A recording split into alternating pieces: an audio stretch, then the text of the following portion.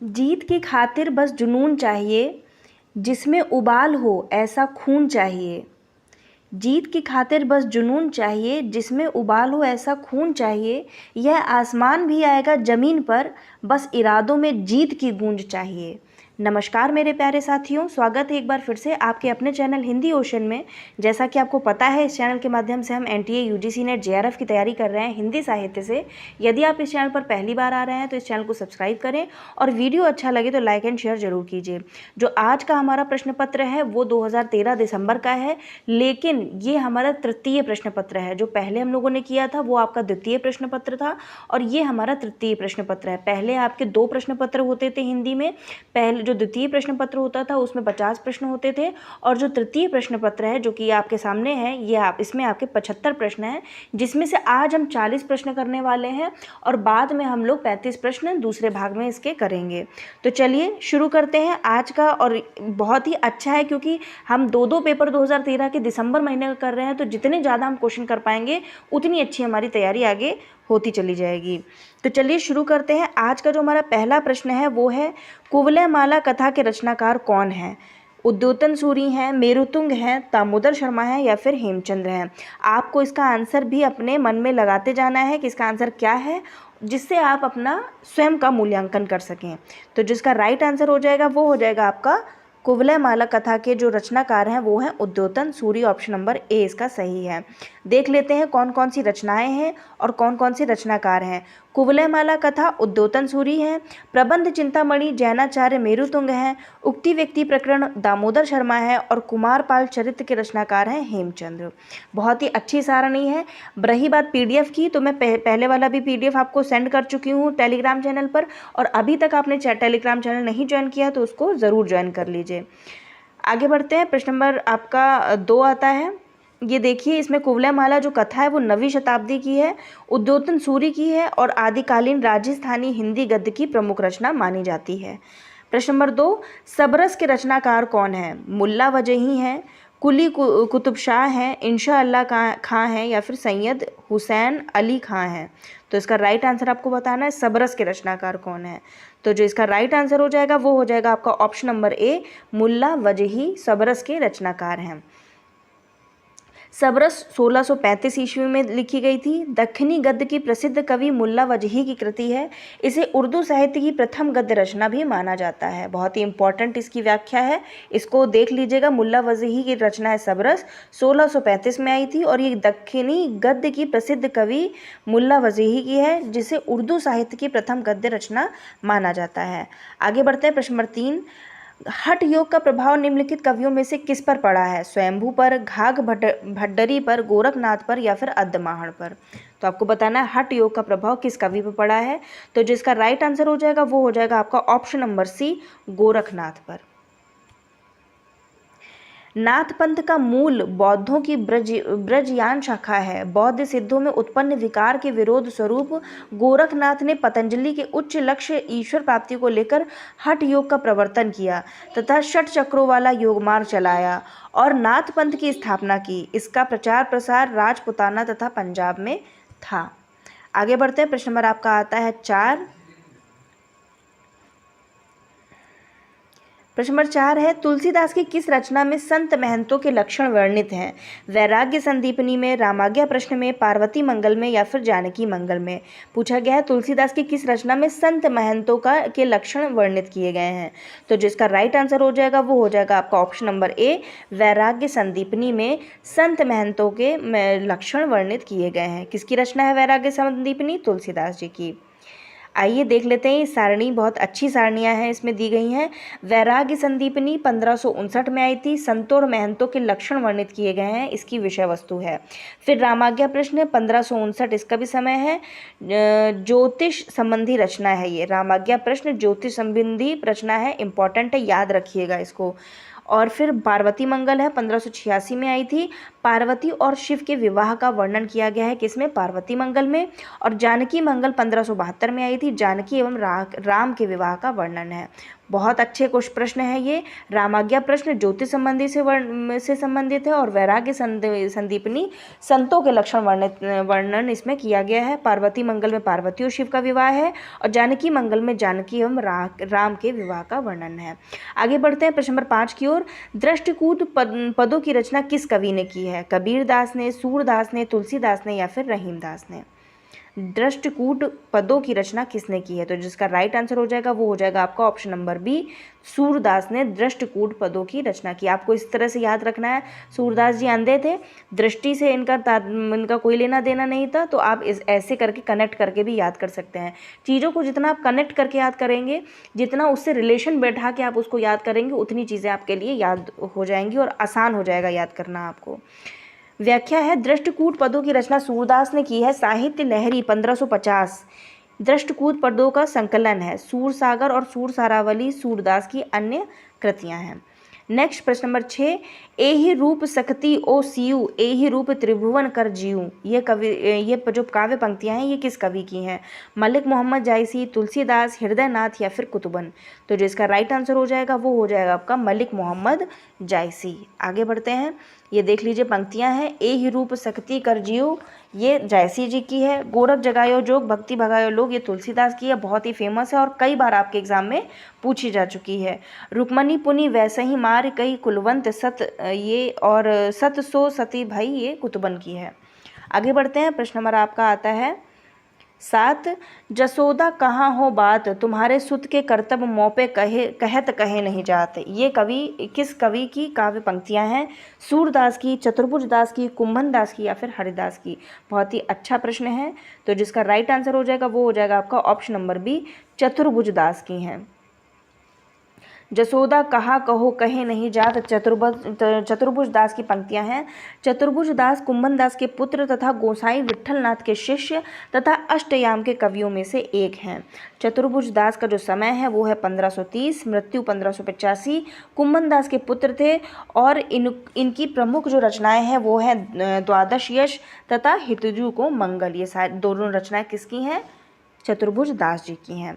आगे बढ़ते हैं, प्रश्न नंबर आपका 8 आता है, फोर्ट विलियम कॉलेज की स्थापना कब हुई? बहुत ही आसान प्रश्न है। सन 1800 में, 1805 में, 1857 में या फिर 1900 में?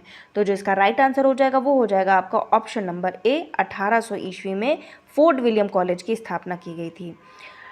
व्याख्या, लॉर्ड वेलेजली ने 1800 ईस्वी में फोर्ट विलियम कॉलेज कलकत्ता में स्थापना की थी। आपकी बार हो सकता है ये पूछ लिया जाए कि कहाँ स्थापना की गई थी, कौन सा आपका स्टेट में? कलकत्ता। इनमें से हिंदुस्तानी भाषा का प्रथम प्रोफेसर जॉन गिलक्राइस्ट को बनाया गया। इसी कॉलेज में लल्लू लाल तथा सदल मिश्र की भी नियुक्ति की गई थी। अब आप हमको ये बताइएगा, जो लल्लू लाल की जो रचना है, बहुत फेमस रचना है, वो कौन सी थी और सदल मिश्र की कौन सी रचना है? एक एक रचना बता देंगे तो वो इनफ होगा। आगे बढ़ते हैं प्रश्न नंबर 9 की ओर। सुख सागर के रचनाकार कौन है? लल्लू लाल हैं, सदल मिश्र हैं, बाबू हरिश्चंद्र हैं या फिर सदासुख लाल नियाज हैं? सुख सागर के रचनाकार पूछा गया है, तो जिसका राइट आंसर हो जाएगा वो हो जाएगा लल्लू लाल। माफ़ कीजिएगा, सुख सागर के रचनाकार है मुंशी सदासुख लाल, वो कन्फ्यूजन हो गया। सदासुख लाल जो प्रेम सागर है लल्लू लाल की, और जो सुख सागर की जो रचनाकार हैं वो हैं सदासुख लाल नियाज। सुख सागर मुंशी सदासुख लाल नियाज की रचना है। यह विष्णु पुराण या भागवत का पद्यानुवाद है। सुरासुर निर्णय इनका निबंध है। डॉक्टर नगेंद्र ने इनका नाम मुंशी सदासुख लाल निसार बताया है तथा सुख सागर इनका उपनाम बताया है। भाषा के संदर्भ में इनका कथन है कि रस्मो रिवाज भाखा का दुनिया से उठ गया। ये किसने कहा है? मुंशी सदासुख लाल नियाज का ये महत्वपूर्ण कथन है। रस्मो रिवाज भाखा का दुनिया से उठ गया। भाखा मतलब भाषा से है। आगे बढ़ते हैं प्रश्न नंबर 10 की ओर। मुकुल नामक कविता संग्रह किस रचनाकार का है? पंडित नरेंद्र शर्मा का, माखनलाल चतुर्वेदी का, रामेश्वर शुक्लांचल का या फिर सुभद्रा कुमारी चौहान का? मुकुल नामक कविता संग्रह किसका है? तो जो इसका राइट आंसर हो जाएगा वो हो जाएगा आपका option number D, Subhadra Kumari Chauhan. Tridhara 1931 में आई थी, मुकुल 1934 में। ये दोनों सुभद्रा कुमारी चौहान के काव्य संग्रह हैं। कौन कौन से? त्रिधारा जो कि 1931 में आई थी, और मुकुल मुकुल जो काव्य संग्रह है ये 1934 में आया था। दोनों सुभद्रा कुमारी चौहान का है, जिन्होंने बहुत ही महत्वपूर्ण काव्य कृति की थी, झांसी की रानी। सुभद्रा कुमारी चौहान राष्ट्रीय सांस्कृतिक धारा की प्रमुख कवयित्रियों में से एक हैं। प्रश्न नंबर 11, यह अभिनव मानव प्रजा सृष्टि द्वैता में लगी निरंतर ही वर्णों की करती रहे वृष्टि। ये काव्य पंक्तियाँ किस कवि की हैं? जयशंकर प्रसाद की हैं, सुमित्रा नंदन पंत की हैं, या फिर आपके दो ऑप्शन और हैं, महादेवी वर्मा की हैं या फिर रामधारी सिंह दिनकर की हैं। तो जो इसका राइट आंसर हो जाएगा वो हो जाएगा आपका ऑप्शन नंबर ए, इसका सही हो जाएगा। पंक्तियाँ क्या थी एक बार फिर से देख लेते हैं। यह अभिनव मानव प्रजा सृष्टि, तो जयशंकर प्रसाद की ये पंक्तियां हैं। और पंक्तियां दी गई हैं वो भी देख लेते हैं। यह अभिनव करती वृष्टि जयशंकर प्रसाद की है। सुंदर विश्वासों से ही बनता है सुखमय जीवन, ये इन पंक्तियों के पंक्तिकार हैं पंत जी। उसके बाद यह दोनों दो ओरें थीं ससरंती की चित्रपटी की, महादेवी वर्मा की हैं ये पंक्तियां। चित्रपटी की, महादेवी वर्मा। उतर पकड़ता बाह दलित की मंत्री के आसन से, ये दिनकर जी की पंक्तियां हैं। आगे बढ़ते हैं। प्रश्न नंबर आपका आता है 12, बेकसी का मजार उपन्यास के लेखक कौन है? अमृतलाल नागर, प्रताप नारायण श्रीवास्तव, चतुर्सेन शास्त्री या फिर विष्णु प्रभाकर। तो जो इसका राइट आंसर हो जाएगा वो हो जाएगा आपका option number B, Pratap Narayan Shrivastava Bekasi ka Mazar उपन्यास के लेखक हैं। व्याख्या है, ढलती रात 1951 में, तट के बंधन 1955 ईस्वी में, स्वप्नमयी 1956 ईस्वी में, कोई तो 1980, अर्धनारीश्वर इम्पॉर्टेंट है 1992, संकल्प 1993 आदि विष्णु प्रभाकर के उपन्यास हैं। ये सारे उपन्यास विष्णु प्रभाकर के हैं। ढलती रात, तट के बंधन, स्वप्नमयी, कोई तो, अर्धनारीश्वर, संकल्प, ये सारे विष्णु प्रभाकर जी के हैं। वैशाली की नगर वधू 1949, आलमगीर 1954, वयम राक्षसम 1955 आदि ये सब चतुर्सेन शास्त्री के उपन्यास हैं। बेकसी का मजार 1957, विदा 1927, विजय 1937, विकास 1938, ये सारे प्रताप नारायण श्रीवास्तव के उपन्यास हैं। फिर शतरंज की मोहरें 1959, अमृत और विष 1966, महाकाल 1947, मानस का हंस 1972 और खंजन नयन 1981, ये सारे उपन्यास आपके अमृतलाल नागर जी के हैं। आगे बढ़ते हैं। प्रश्न नंबर आपका आता है 13, नूतन ब्रह्मचारी उपन्यास के रचनाकार कौन है? राधा कृष्ण दास, ठाकुर जगमोहन सिंह, बालकृष्ण भट्ट या फिर लज्जाराम मेहता। नूतन ब्रह्मचारी, तो इसका जो राइट आंसर हो जाएगा वो हो जाएगा आपका option number C, Balkrishna Bhatt का उपन्यास है नूतन ब्रह्मचारी। आगे बढ़ते हैं। प्रश्न नंबर आपका व्याख्या देख लेते हैं। नूतन ब्रह्मचारी 1886 ईस्वी में आया था। फिर रहस्य कथा 1879 में, 100 अजान 1 सुजान 1892 में, रहस्य कथा यह पूर्ण है और बालकृष्ण भट्ट के उपन्यास है। मुख्यतः बालकृष्ण भट्ट के 3 उपन्यास माने जाते हैं और तीनों ही अपने आप में बहुत इंपॉर्टेंट है। नूतन ब्रह्मचारी का जो प्रकाशन वर्ष 1886 याद कर लीजिए, रहस्य कथा 1879, 1889 और उसके बाद में 100 अजान 1 सुजान 1892 इसका प्रकाशन वर्ष है। ये सारे बालकृष्ण भट्ट के उपन्यास हैं। नूतन ब्रह्मचारी में ब्रह्मचारी विनायक के सरल व्यवहार के प्रभाव से डाकुओं के हृदय में परिवर्तन को दिखाया गया है। यह विद्यार्थियों को चारित्रिक शिक्षा देने के लिए लिखा गया है। निस्सहाय हिंदू 1890 में आया था, राधा कृष्ण दास का है। श्यामा स्वप्न ठाकुर जगमोहन सिंह का 1888 में आया है। धूर्त रसिक लाल 1889 में आया था, लज्जाराम मेहता का है। और स्वतंत्र रमा परतंत्र लक्ष्मी 1899 में आया था, ये भी आपका लज्जाराम मेहता का है। ये चारों उपन्यास आप कंठस्थ मतलब इसको याद कर लीजिए, क्योंकि कहीं ना कहीं से यहाँ से भी प्रश्न पूछा जाता है आपके एग्जाम में। आगे बढ़ते हैं। आदर्श हिंदू भी है, 1914 में आया था, ये भी लज्जाराम मेहता का उपन्यास है। कालीचरण किस उपन्यास का पात्र है? परती परिकथा, झूठा सच, मैला आंचल और गोदान। तो इसका बहुत ही आसान प्रश्न है, कालीचरण मैला आंचल का पात्र है। कालीचरण, बाबन दास, विश्वनाथ प्रसाद इत्यादि मैला आंचल 1954 में प्रकाशित होता है। ये नामक उपन्यास के पात्र हैं। यह हिंदी का प्रथम आंचलिक उपन्यास माना जाता है। इसके रचनाकार जो हैं वो हैं फणीश्वरनाथ रेणु। झूठा सच भाग 1 1958 में आया था, भाग 2 1960 में आया था। इसके जो रचनाकार हैं वो हैं यशपाल। परती परिकथा 1957 में आया था, फणीश्वरनाथ रेणु जी का है। और गोदान सभी को पता है 1936 में आया था, प्रेमचंद जी का महाकाव्यात्मक उपन्यास की श्रेणी में आता है। आगे बढ़ते हैं। प्रश्न नंबर आपका आता है 15। इनमें से कौन सी महिला कथाकार हिंदी की नहीं है? कृष्णा सोबती, राजी सेठ, मधु कांकरिया या फिर महाश्वेता देवी। तो जो नहीं है वो पूछा गया है, तो महाश्वेता देवी महिला हिंदी मतलब कथाकार की श्रेणी में तो आती है, लेकिन जो हिंदी की महिला कथाकार की नहीं है। महाश्वेता देवी बांग्ला साहित्य की प्रसिद्ध कथाकार लेखिका हैं। इनके जो प्रसिद्ध उपन्यास वो हैं जंगल के दावेदार, अग्निगर्भ इत्यादि इनकी मुख्य रचनाएं हैं। प्रश्न नंबर 16। कमलेश्वर द्वारा रचित कहानी नहीं है पूछा गया है। राजा निर्बंसिया, मांस का दरिया, एक और जिंदगी, कस्बे का आदमी। बहुत ही आसान है। राजा निर्बंसिया किसकी है? मांस का दरिया किसकी है? एक और जिंदगी, कस्बे का आदमी। तो उसमें से पूछा गया किसकी नहीं है कमलेश्वर जी की, तो इसका राइट आंसर हो जाएगा एक और जिंदगी कमलेश्वर जी की नहीं है। बाकी राजा निर्बंसिया, मांस का दरिया, कस्बे का आदमी, ये तीनों कमलेश्वर द्वारा रचित कहानियाँ हैं। राजा निर्बंसिया 1957 में आई थी, कस्बे का आदमी 1958, खोई हुई दिशाएं 1963, मांस का दरिया 1966, बयान 1973, आज़ादी मुबारक 2002 आदि कमलेश्वर जी के कहानी संग्रह हैं ये। जबकि इंसान के खंडहर 1950, नए बादल 1957, जानवर और जानवर 1958, एक और जिंदगी 1961, फौलाद का आकाश 1966 आदि कहानियाँ किसकी हैं? मोहन राकेश जी के कहानी संग्रह हैं। कमलेश्वर समानांतर कहानी आंदोलन 1972 के पुरस्कर्ता भी हैं, मतलब इसके जो संस्थापक हैं समानांतर कहानी के वो कौन है? कमलेश्वर हैं। आगे बढ़ते हैं। प्रश्न नंबर आपका आता है 17। इनमें से कौन सी कृति वृंदावन लाल वर्मा की है? गोदान है, भुवन विक्रम है, चित्रलेखा है या फिर यही सच है? गोदान किसकी है? प्रेमचंद जी की है। यही सच है ये किसकी है? मनु भंडारी की है। बचते हैं दो, इनमें से आपका राइट आंसर हो जाएगा भुवन विक्रम वृंदावन लाल वर्मा की कृति है। बाकी जो चित्रलेखा है वो देखते हैं किसकी कृति है? भगवती चरण वर्मा की है। गोदान 1936 में आई थी, प्रेमचंद जी की है। भुवन विक्रम 1957 में आई थी, वृंदावन लाल वर्मा इसके उपन्यासकार हैं। उसके बाद में चित्रलेखा 1934 में आई थी, भगवती चरण वर्मा इसके उपन्यासकार हैं। और यही सच है 1966 में आई थी, मन्नू भंडारी इसकी उपन्यासकार हैं। आगे बढ़ते हैं। प्रश्न नंबर आपका आता है 18। इसमें जीवनी परक उपन्यास नहीं है पूछा गया है। खंजन नयन नहीं है, मानस का हंस नहीं है, पहला गिरमिटिया नहीं है या फिर भूले बिसरे चित्र है।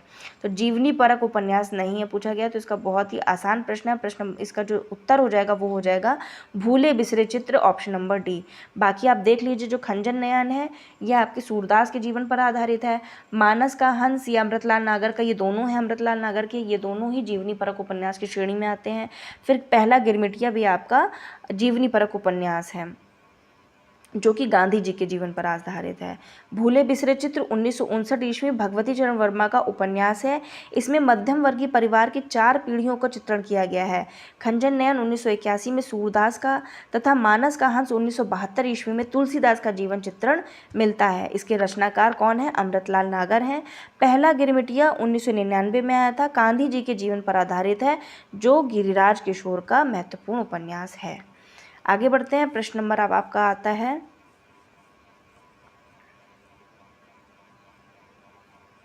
19। कौन सा उपन्यास अधूरा नहीं है? इरावती, मंगलसूत्र, चोटी की पकड़ या फिर रत्ना की बात। तो राइट आंसर इसका हो जाएगा रत्ना की बात। रत्ना की बात 1954 ईस्वी में लिखा गया था, तुलसीदास के जीवन पर आधारित है, रांगे राघव का पूर्ण उपन्यास है ये। बाकी जो इरावती है ये जयशंकर प्रसाद का अधूरा उपन्यास है। मंगलसूत्र आप सभी को पता है प्रेमचंद जी का अधूरा उपन्यास है। चोटी की पकड़ ये भी आपका अधूरा उपन्यास है, किसका है? निराला जी का है। पढ़ लेते हैं इसकी व्याख्या। रत्ना की बात 1954 में आया था, तुलसीदास के जीवन पर आधारित रांगे राघव का पूर्ण उपन्यास है ये। इरावती जयशंकर प्रसाद का है। मंगलसूत्र 1936 में आया था, प्रेमचंद का ये अधूरा उपन्यास है। तथा चोटी की पकड़ ये 1944 में आया था, ये आपके लिए नया हो सकता है। चोटी की पकड़ 1944 में आया था और जो निराला का अधूरा या पूर्ण उपन्यास है। आगे बढ़ते हैं। प्रश्न नंबर आपका आता है 20। इनमें से संकलन त्रय में किसकी गणना नहीं की जाती है? समय संकलन, स्थान संकलन, प्रभाव संकलन या फिर कार्य संकलन। तो जो इसका राइट आंसर हो जाएगा वो हो जाएगा प्रभाव संकलन। बाकी जो संकलन त्रय हैं वो है समय संकलन, स्थान संकलन और कार्य संकलन। जो नहीं है वो है प्रभाव संकलन। संकलन त्रय में मुख्यतः 3 बिंदु का वर्णन किया गया है, स्थान, समय और कार्य। आगे बढ़ते हैं। प्रश्न नंबर आपका आता है 21। अंगद का पाँव के लेखक कौन है? हरिशंकर परसाई हैं, धर्मवीर भारती हैं, शरद जोशी हैं या फिर श्रीलाल शुक्ल हैं? तो जिसका राइट आंसर हो जाएगा वो हो जाएगा आपका ऑप्शन नंबर डी, श्रीलाल शुक्ल का उपन्यास है अंगद का पाँव। अंगद का पाँव 1958 में आया था। यहाँ से वहाँ 1970 ईस्वी। ये मेरी श्रेष्ठ व्यंग्य रचनाएं 1989 और कुछ ज़मीन पर कुछ हवा में 1993, आओ बैठे कुछ देर 1995, अगली शताब्दी का शहर 1996, खबरों की जुगाली 2006 इत्यादि श्रीलाल शुक्ल के व्यंग्य परक निबंध संग्रह हैं। ये जो आपका अंगद का पाँव है ये निबंध है, विधा के अंतर्गत आता है। और ये कब आया था निबंध अंगद का पाँव? 1958 ईस्वी में। बाकी जितने सारे लिखे हैं ये सारे ही आपके श्रीलाल शुक्ल जी के व्यंग्य परक उपन्यास है। बल्कि अगर देखा जाए तो शरद जोशी, हरिशंकर परसाई ये दोनों और श्रीलाल शुक्ल ये तीनों ही व्यंग्यकार की श्रेणी में बेशुमार हैं। प्रश्न नंबर 22। जयवर्धन नाटक के लेखक कौन है? डॉक्टर रामकुमार वर्मा है, उपेंद्र नाथ अश्क हैं, उदय शंकर भट्ट हैं या फिर सेठ गोविंद दास हैं? तो जिसका राइट आंसर हो जाएगा वो हो जाएगा आपका option number A, doctor Ramkumar Verma Jayvardhman नाटक के लेखक हैं। चलिए इसकी व्याख्या देख लेते हैं। कौमुदी महोत्सव 1954, विजय पर्व 1954, नाना फड़नवीस 1956, अशोक कशोक 1967, अग्निशिखा 1970, संत तुलसीदास 1974, जयवर्धमान 1975, स्वयंवरा 1980 इत्यादि डॉक्टर रामकुमार वर्मा के नाटक हैं। फिर प्रश्न नंबर 23 आपका आता है। चक्कर क्लब के रचनाकार कौन है? अमृतलाल नागर, नगेंद्र यशपाल या फिर बालमुकुंद गुप्त? तो जिसका राइट आंसर हो जाएगा वो हो जाएगा और कोई नहीं, यशपाल, जिन्होंने झूठा सच लिखा है। न्याय का संघर्ष 1940 ईस्वी में, राज्य की कथा, चक्कर क्लब, देखा सोचा समझा 1951, बात बात में बात 1950 ईस्वी, गांधीवाद की शव परीक्षा इत्यादि यशपाल के प्रमुख निबंध संग्रह हैं। आगे बढ़ते हैं। प्रश्न नंबर आपका आता है 24। काव्य हेतुओं में व्युत्पत्ति का सही अर्थ क्या है? परिश्रम है, शब्द ज्ञान है, लोक ज्ञान है या फिर प्रगाढ़ पांडित्य है? काव्य हेतु में व्युत्पत्ति का अर्थ आपको बताना है। तो जो इसका राइट आंसर हो जाएगा वो हो जाएगा आपका ऑप्शन नंबर बी, शब्द ज्ञान। काव्य हेतु में मुख्यतः 3 प्रकार के अर्थ माने जाते हैं, प्रतिभा, व्युत्पत्ति और आपका अभ्यास। यहाँ पर व्युत्पत्ति का सही अर्थ है शब्द ज्ञान। आगे बढ़ते हैं प्रश्न नंबर 25 की ओर। काव्य गुणों के प्रतिष्ठापक कौन, आचार्य कौन है? रुद्रट हैं, दंडी हैं, वामन हैं या फिर आपके अप्पय दीक्षित हैं? तो जिसका राइट आंसर हो जाएगा काव्य गुणों के प्रतिष्ठापक हैं ऑप्शन नंबर सी, वामन। काव्य गुणों के प्रतिष्ठापक आचार्य वामन हैं। वामन ने गुणों को 2 भागों में विभाजित किया है, शब्द गुण में और अर्थ गुण में। वामन ने गुणों की संख्या 20 मानी है, भरत मुनि ने 10 गुण माने हैं, जबकि भामा, मम्मट, आनंदवर्धन आदि आचार्यों ने प्रसाद, माधुर्य और ओज नामक 3 गुण माने हैं। आगे बढ़ते प्रश्न नंबर 26 की ओर।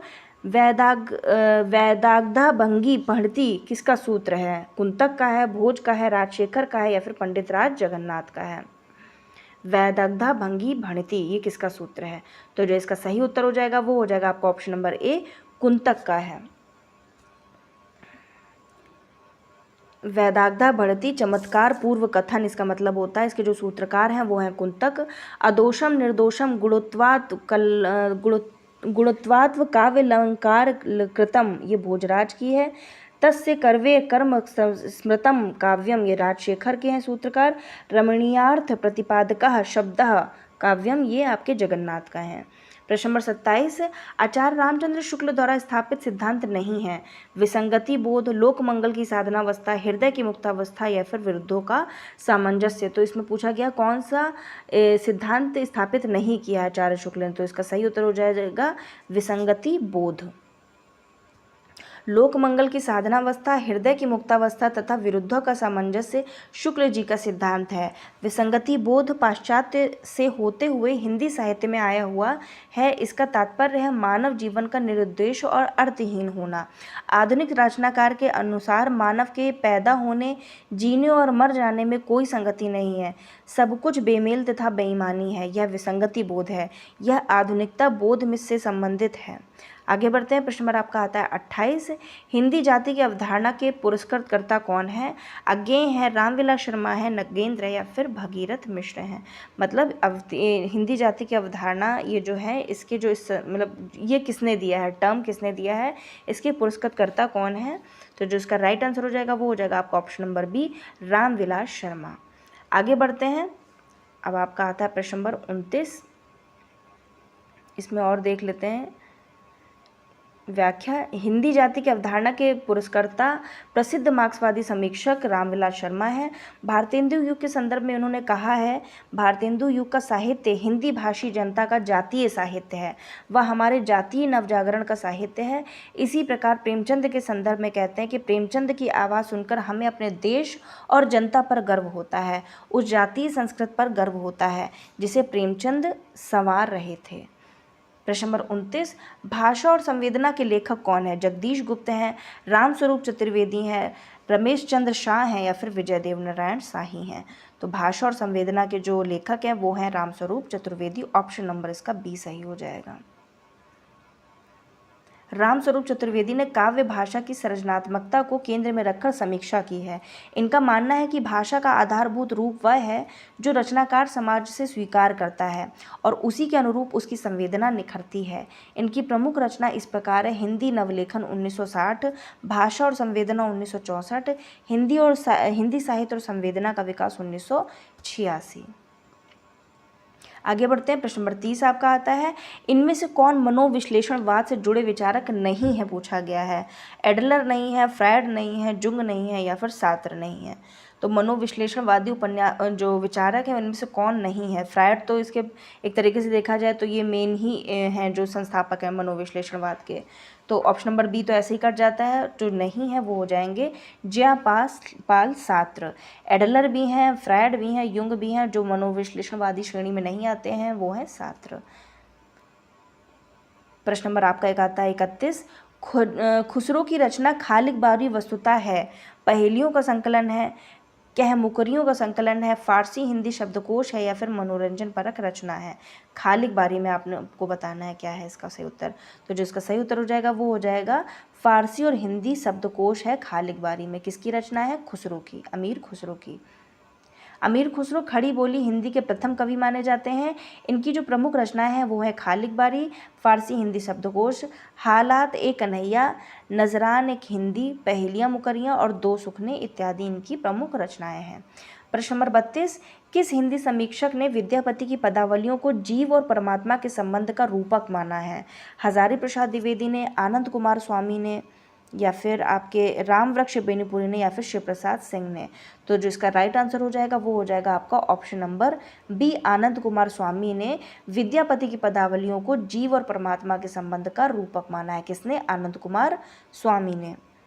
आनंद कुमार स्वामी ने विद्यापति की पदावली को जीव और परमात्मा का रूपक माना है। निराला ने पदावली को नागिन की लहर, बहुत इंपॉर्टेंट है, निराला जी ने माना है विद्यापति की जो पदावली है उसको नागिन की लहर माना है। विद्यापति को रामचंद्र शुक्ल ने श्रृंगारिक कवि कहा है। हजारी प्रसाद द्विवेदी ने श्रृंगार रस का सिद्ध वाक कहा है। किसको कहा है? विद्यापति को। और सर्वप्रथम गेरसन ने विद्यापति को रहस्यवादी कहा था। बहुत ही इंपॉर्टेंट है, इसको आप याद कर लीजिएगा। बाकी जो PDF है मैं तो टेलीग्राम चैनल पर इसको शेयर कर दूंगी। प्रश्न नंबर 33। सिंधी भाषा का विकास अपभ्रंश किस बोली से हुआ है? ब्राह्मण से, पैशाची से, मागधी से या फिर अर्धमागधी से? सिंधी भाषा का विकास पूछा गया है। तो जो इसका राइट आंसर हो जाएगा वो हो जाएगा आपका ऑप्शन नंबर ए, ब्राह्मण। व्याख्या देख लेते हैं। ब्राह्मण जो है वो सिंधी आधुनिक भाषा रूप है।